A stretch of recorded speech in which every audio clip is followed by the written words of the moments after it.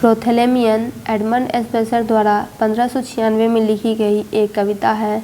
यह कविता वॉर्सेस्टर के earl Elizabeth Somerset और कैथरीन समरसेट की बेटियों की सगाई और आसन्न विवाह का जश्न मनाने के लिए रचित एक विवाह गीत है।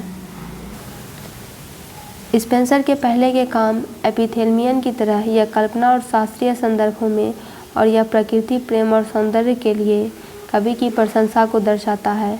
कविता की शुरुआत स्पेंसर द्वारा टेम्स नदी की शांत सुंदरता पर विचार करने से होती है। जब वह इसके किनारों पर चलता है, वह अप्सराओं के एक समूह से मिलता है जिनसे वह दुल्हन के लिए दुल्हन की माला बुनने के लिए कहता है। यह कविता अंग्रेजी ग्रामीण इलाकों के अपने सुरम्य वर्णन और प्रकृति और मानव उत्सव के बीच सामंजस्यपूर्ण संबंधों के लिए उल्लेखनीय है। यह दुल्हनों के लिए एक आशीर्वाद और उनके भविष्य की खुशी की आशा के साथ समाप्त होती है। यहाँ प्रोथेलेमियन का आरंभिक छंद है।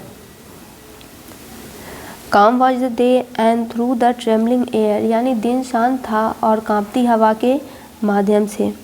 Sweet breathing zephyrs did softly play, मीठी सांस लेने वाला जेफिरस धीरे से खेल रहा था।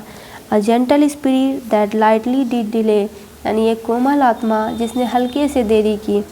Hot Titan's beams which then did glister fair, hot Titan की किरणें जो तब सुंदर चमकती थी जब मैं, जिसकी उदास चिंता राजकुमार के दरबार में मेरे लंबे निष्फल प्रवास के असंतोष के कारण और व्यर्थ की उम्मीदों के कारण जो अभी भी उड़ जाती है। फिर है of idle hopes which still do fly away, like empty shadows did afflict my brain, यानी खाली छायाओं की तरह मेरे मस्तिष्क को पीड़ित करती हैं। Walked forth to ease my pain, अपने दर्द को कम करने के लिए आगे बढ़ी। Along the shore of silver streaming Thames, चांदी की धारा वाली थेम्स के किनारे, जिसका ऊबड़ खाबड़ किनारा जो उसकी नदी को घेरता है विविध फूलों से रंगा हुआ था और सभी घास के मैदान सुंदर रत्नों से सजे हुए थे, युवतियों के मंडप को सजाने के लिए और उनके प्रेमियों को ताज पहनाने के लिए, शादी के दिन के लिए जो लंबा नहीं है। मीठी टेम्स धीरे धीरे बहो जब तक मैं अपना गीत समाप्त नहीं कर लेता।